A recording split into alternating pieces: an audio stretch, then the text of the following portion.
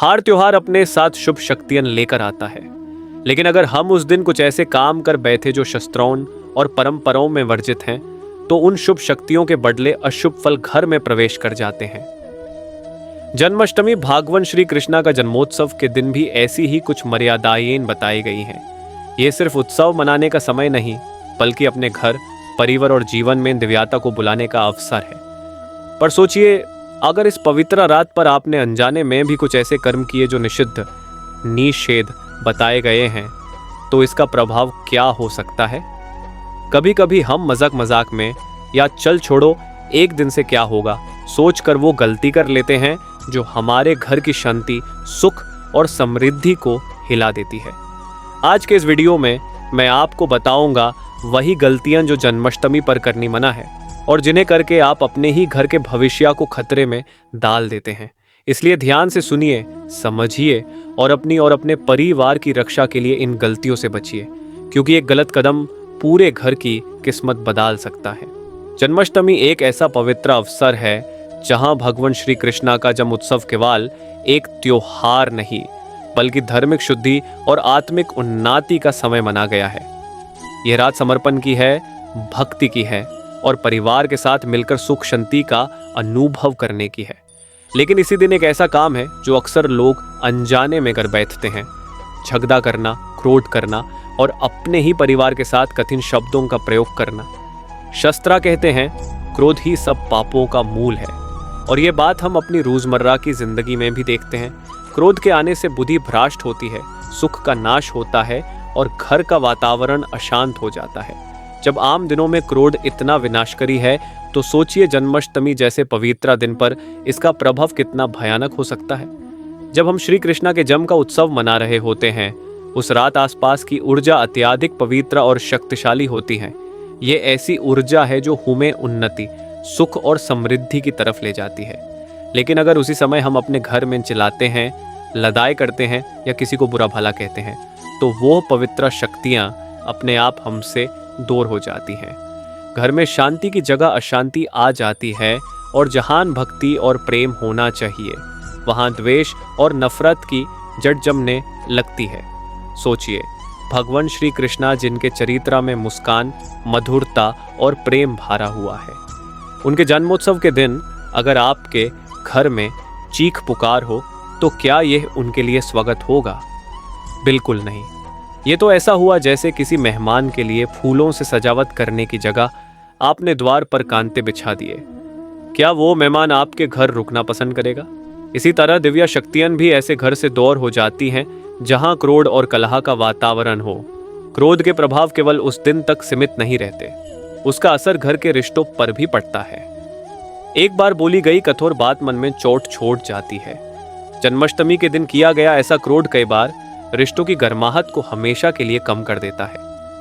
इसे सिर्फ परिवार ही नहीं, आपके भाग्य पर भी प्रभाव पड़ता है। शास्त्रों में वर्णित है कि जो व्यक्ति जन्माष्टमी जैसे शुभ दिन पर क्रोध करता है, उसके सुख और समृद्धि में बढ़ाएं आती हैं। और सबसे बड़ी बात, जब हम क्रोध में होती हैं, तब हम भूल जाते हैं कि यह रात जागरण और भाजन की है। यानी कि इस रात में अपनी इंद्रियों को वश में करके भगवान के नाम में मन लगाना है। पर जब हम लड़ाई में उलझ जाते हैं, तो न भाजन होता है, न स्मरण होता है, न ही भगवान की अनुभूति। इस तरह हम खुद ही अपने लिए एक ऐसा द्वार खोल देते हैं जहां से दुख और कष्ट घर में प्रवेश कर जाता है। इसलिए यदि आप चाहते हैं कि जन्माष्टमी आपके घर के लिए सुख और शांति लेकर आए, तो सबसे पहले अपने क्रोध पर नियंत्रण कीजिए। आज से अपने मन में एक संकल्प लीजिए, चाहे कुछ भी हो, जन्माष्टमी के दिन मैं ना तो क्रोध करूंगा, न किसी से कठिन शब्द कहूंगा। अगर आप ये संकल्प लेकर चलेंगे, तो आप पाएंगे कि आपके घर का वातावरण प्रकाशित होगा, आपके परिवार में प्रेम बढ़ेगा और भगवान की कृपा अपने आप बरसने लगेगी। क्रोध से बचना केवल एक पाप से बचना नहीं, बल्कि एक ऐसा जीवन बनाने की शुरुआत है जहां शांति, प्रेम और भक्ति का विकास हो। और यही तो जन्माष्टमी का असली संदेश है, अपने अंदर के द्वेष, क्रोध और अहंकार को तोड़कर प्रेम और सेवा के रास्ते पर चलना। जब आप ऐसा करते हैं, तभी आपका घर सचमुच वृंदावन बन जाता है, जहां बस राग, रास और भक्ति की गंगा बह रही होती है। तो याद रखिए, अगर जन्माष्टमी के दिन आपने अपने क्रोध को जगा दी तो वो क्रोध आपके घर की खुशियों को खा जाएगा। लेकिन अगर आपने अपने मन को शांत रखा, प्रेम को जागा दी और भगवान के चरणों में समर्पित हुए तो वही रात आपके लिए दिव्या वरदान बन जाएगी। जन्माष्टमी के पवित्र अवसर पर हम सभी जानते हैं कि व्रत, उपवास और सात्विकता का विशेष महत्व होता है। ये दिन अपने मन, वचन और कर्म को पवित्र बनाने का समय है। लेकिन दुर्भाग्य ये है कि कई लोग अनजाने में या लापरवाही से इस रात भी ऐसी चीज़ें ग्रहण कर लेते हैं जो शास्त्रों के अनुसार निषेध हैं, जैसे मांस, मदिरा, प्याज, लहसुन या कोई भी अशुद्ध भोजन। शास्त्र कहते हैं कि जो व्यक्ति व्रत के दिन भी तमसिक आहार करता है उसका व्रत अधूरा रह जाता है, यानी कि उसने जो भक्ति और साधना के लिए संकल्प लिया था वो असफल हो जाता है। भगवान कृष्णा स्वयं गीता में कहते हैं, युक्ताहारा विहारशा युक्ता चेष्टस्या कर्मसु, यानी जीवन में भोजन और आचरण का संतुलन ही सफलता का मूल है। और अगर हम अपने आचरण में पवित्रता को तोड़ा तो हमें फल कभी नहीं मिलता। सोचिए, जन्माष्टमी जैसे दिव्या रात को, जहां एक तरफ भक्तों के घर से भजन की धुन निकल रही हो, माला जापी जा रही हो, मक्खन मिश्री का भोग लगाया जा रहा हो, वहीं दूसरी तरफ अगर आपके घर से मदिरा की गंध या मसालेदार भोजन की सुगंध आए तो क्या ऐसे घर में दिव्या शक्तियां टिकेंगी? बिल्कुल नहीं। वो घर उसी पल अपने वरदान खोते हुए पाया जाता है। अशुद्ध भोजन सिर्फ एक शारीरिक गलती नहीं होता, बल्कि उसे आपके घर के वातावरण में भी अशुभ ऊर्जा उत्पन्न होती है। मांस और मदिरा जैसे पदार्थ तमसिक और राजसिक ऊर्जा को बढ़ाते हैं। इनके प्रभाव से मन चांचल हो जाता है, भक्ति में मन नहीं लगता और छोटी सी बात पर भी गुस्सा या चिंता बढ़ने लगती है। ये वातावरण को घनेरे अंधकार में ले जाता है। जबकि जन्माष्टमी का संदेश है प्रकाश, प्रेम और आनंद। बहुत लोग कहते हैं, अरे हम तो बस थोड़ा सा ही खा लेते हैं, एक दिन से क्या फर्क पड़ता है। लेकिन याद रखिए, एक छोटा सा कंच का टुकड़ा भी अगर दूध में गिर जाए तो पूरा दूध बेकार हो जाता है। उसी तरह जन्माष्टमी की शुद्ध ऊर्जा में अगर आपने एक भी अशुद्ध चीज शामिल कर ली तो पूरे दिन का पुण्य खत्म हो जाता है। इसका एक और गहरा पहलू है, जब हम सात्विक भोजन करते हैं जैसे दूध, मखान, मिश्री, फल और अन्न, तो वो हमें अंदर से शांत बनाता है। यही कारण है कि श्री कृष्णा को मखान मिश्री का भोग लगाया जाता है। ये भोजन पवित्र भी है और हृदय को कोमल भी बनाता है। पर जब हम इसके विपरीत जाते हैं तो वो कोमलता खत्म हो जाती है, दिल कठिन हो जाता है और मन में क्रूरता आ जाती है। इसीलिए कहा गया है, जैसा अन्न वैसा मन। जन्माष्टमी के दिन सात्विक भोजन का एक और आध्यात्मिक अर्थ भी है। जब हम पवित्र आहार ग्रहण करते हैं तो हम अपने शरीर को एक मंदिर बना देते हैं जिसमें हम भगवान का आगमन करवा रहे होते हैं। लेकिन अगर उस मंदिर में हमने अशुद्ध भोजन का प्रवेश कर दिया तो ये उसी के समान है जैसे मंदिर के गर्भगृह में गंदगी डाल दी हो। इसलिए आपके लिए अनिवार्य है कि जन्माष्टमी के दिन अपने आहार पर कठिन नियंत्रण रखें। प्याज लहसुन तक से दूरी बनाएं, क्योंकि ये भी तमसिक माने गए हैं। सिर्फ सात्विक भोजन ग्रहण करके ही आप अपने व्रत को संपूर्ण और फलदायी बना सकते हैं। और याद रखिए, ये केवल शास्त्र का नियम नहीं बल्कि प्रकृति का भी नियम है। जब आप पवित्र भोजन करते हैं तो आपका शरीर भी पवित्र होता है, मन भी शांत होता है और आत्मा भी प्रसन्न होती है। और जहां आत्मा प्रसन्न हो वहां भगवान स्वयं आकर वस करते हैं। तो अगर आपने जन्माष्टमी के दिन भी मांस, मदिरा या अशुद्ध भोजन का प्रयोग किया तो समझ लीजिए कि आपने अपने घर की सुख शांति को खुद ही विनाश की राह पर धकेल दिया। लेकिन अगर आपने सात्विकता को अपनाया तो वही घर वृंदावन बन जाएगा, जहां का ना स्वयं रास रचने आ जाएंगे। जन्माष्टमी के दिन एक और भारी पाप है जो अक्सर लोग अनजाने में कर बैठते हैं, झूठ बोलना, दूसरों की निंदा करना और अपनी वाणी से अशुद्धि फैलाना। श्री कृष्णा को सत्या का रक्षक कहा गया है। उनका पूरा जीवा प्रेम सत्य और धर्म की रक्षा के लिए समर्पित था। उन्होंने हमेशा असत्य का विनाश किया और सत्य को स्थापित किया। जब उनके जन्मोत्सव के दिन ही हम झूठ बोलते हैं तो ये केवल एक गलती नहीं होती बल्कि भगवान के चरणों को अपवित्र करना होता है। झूठ बोलना एक ऐसा बीज है जो छोटी बात से शुरू होता है लेकिन धीरे धीरे उसका पेड़ बन जाता है। उस पेड़ की जड़ों में बेईमान, भ्रम और अशांति होती है। जब घर के सदस्य जन्माष्टमी जैसे शुभ दिन पर भी झूठ बोलते हैं तो उस घर का विश्वास ही हिला दिया जाता है। ऐसे घर में भगवान काश आते हैं। नहीं, क्योंकि जहां सत्या नहीं वहां कृष्णा का आगमन नहीं। इसके साथ साथ मन निंदा भी एक भरी पाप है। निंदा करना मतलब किसी और व्यक्ति की बुराई करके अपने मन को कला करना। ये उसी के समान है जैसे कोई अपने ही हाथ में जहर डाल दे। जन्माष्टमी का दिन भाजन और स्तुति का दिन है, लेकिन अगर उस दिन आपके मुंह से भजन की जगह दूसरों की बुराई निकलती है तो समझिए कि आपने अपना पुण्य खुद जला दिया। शास्त्रों में कहा गया है, निंदा का घर में रखो, आंगन कुति छवाए। यानी कि निंदा करने वाला तो हमेशा दुख पाता ही है, लेकिन जो निंदा सुनता है और उसे एंजॉय करता है वो भी पाप का भागी बन जाता है। जन्माष्टमी जैसे पवित्र दिन पर अगर आपने ऐसी बातें की तो यह आपके घर की सारी शुभ ऊर्जा को समाप्त कर देती है। और फिर बात आती है अपवित्र होने की। कभी कभी लोग मजाक मजाक में ही ऐसे शब्द बोल देते हैं जो कठिन, भड्डे या अपमानजनक होते हैं।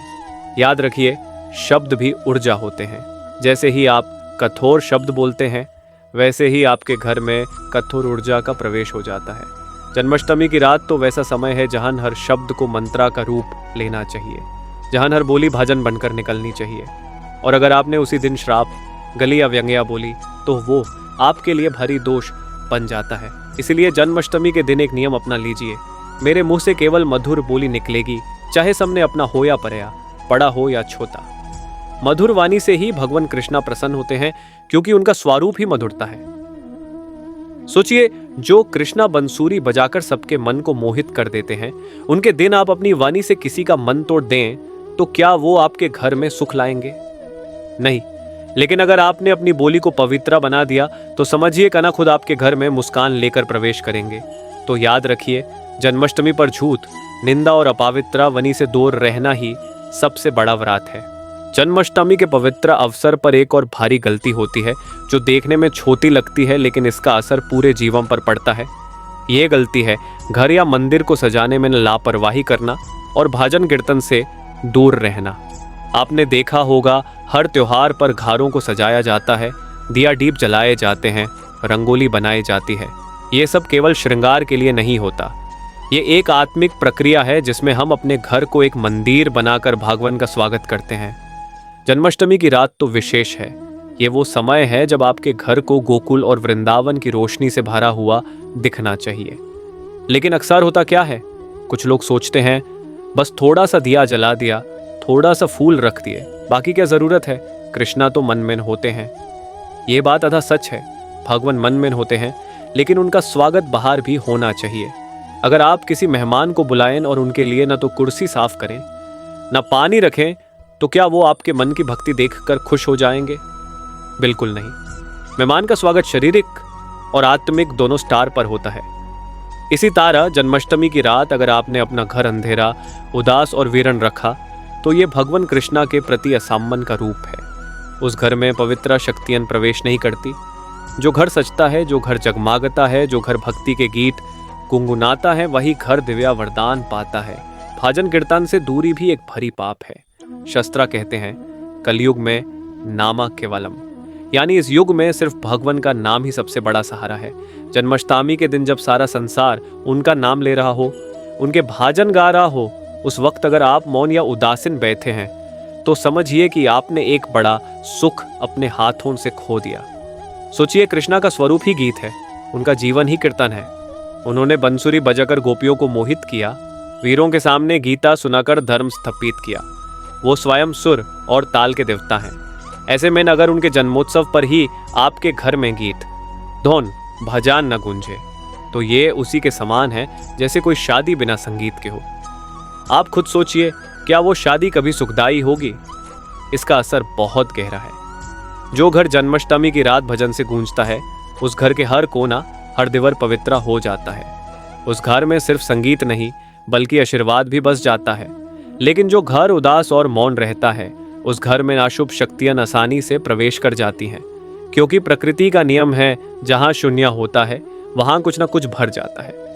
अगर आपने अपना घर भजन से नहीं भरा तो समझिए कि वहां व्यथा और अशांति बस जाएगी। एक और बात समझिए, भजन कीर्तन सिर्फ गाने की क्रिया नहीं है। ये एक ऐसी शक्ति है जो मन को शांत करती है, रिश्तों को जोड़ती है और जीवन में एक नई ऊर्जा भर देती है। जब परिवार के सब सदस्य एक साथ बैठे, एक सुर में हरे हरे रमा का जप करें तो उस समय जो ऊर्जा निकलती है वो आपके घर को एक कवच की तरह सुरक्षित कर देती है। उस कवच को तोड़ने की ताकत न पाप में है, न दुख में, न विपत्ति में। लेकिन अगर आपने इस दिन भाजन से मुंह मोड़ लिया तो समझिए कि आपने अपने घर से उस कवच को खुद ही हटा दिया। और जब सुरक्षा की दीवार गिर जाती है तो समय का छोटा सा झटका भी घर को हिला देता है। इसलिए जन्माष्टमी के दिन भाजन से दूर रहना सिर्फ एक छोटी गलती नहीं, बल्कि अपने घर के लिए अशांति को निमंत्रण देना है। भगवान कृष्णा उन्हीं के घर में प्रवेश करते हैं जो प्रेम और गीत से उनका स्वागत करते हैं। तो अपने मन में संकल्प लीजिए, इस जन्माष्टमी मेरे घर में अंधेरा नहीं, रोशनी होगी, मौन नहीं, भाजन गूंजेगा, उदासी नहीं, आनंद होगा। ये संकल्प ही आपके घर की तकदीर बदल सकता है। और याद रखिए, जो घर कृष्णा के गीत से गूंजता है उस घर में कभी विनाश का प्रवेश नहीं होता। मेरे प्रिय मित्रों, अब आपने सुना कि जन्माष्टमी के दिन छोटी छोटी गलतियां भी कैसे बड़े बड़े दुखों का कारण बन जाती हैं। ये सिर्फ कहानी या डराने की बात नहीं है, ये शास्त्रों की गहरी सत्य बातें हैं जिन्होंने हमेशा इंसान को बचाया है और सही राह दिखाई है। मैं आपसे एक विनती करता हूँ, अगर ये ज्ञान आपको थोड़ा भी उपयोगी लगा, अगर आपको लगा कि इससे आपका घर, आपका परिवार और आपका भविष्य सुरक्षित हो सकता है, तो इसे सिर्फ अपने तक सीमित मत रखिए। इस वीडियो को लाइक कीजिए, अपने दोस्त मित्रों के साथ शेयर कीजिए और अपने परिवार के सदस्यों तक पहुंचाइए। हो सकता है आपकी एक छोटी सी शेयरिंग से किसी और के जीवन का अंधेरा दूर हो जाए।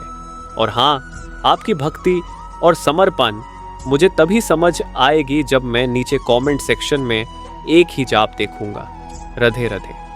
ये केवल एक शब्द नहीं, ये भगवान कृष्णा के प्रति आपके प्रेम का संकेत है। जो जितनी बार लिखेगा, समझिए उसने उतनी बार अपने घर में कृष्णा को बुलाया। और अगर आप चाहते हैं कि ऐसी और पवित्र बातें, ऐसा और ज्ञान आपको मिलता रहे, तो चैनल को सब्सक्राइब कीजिए, बेल आइकॉन दबाइए, ताकि कन्हा के संदेश हमेशा आप तक बिना रुकावट के पहुंचते रहें। याद रखिए, आपका एक राधे राधे लिखना, एक शेयर करना, एक लाइक करना केवल इस वीडियो के लिए नहीं है, ये आपके लिए भी एक पुण्य का काम है, क्योंकि भक्ति बांटने से ही बढ़ती है। तो आज ही लिखिए राधे राधे और इस भक्ति के प्रवाह को सब तक पहुंचा दीजिए।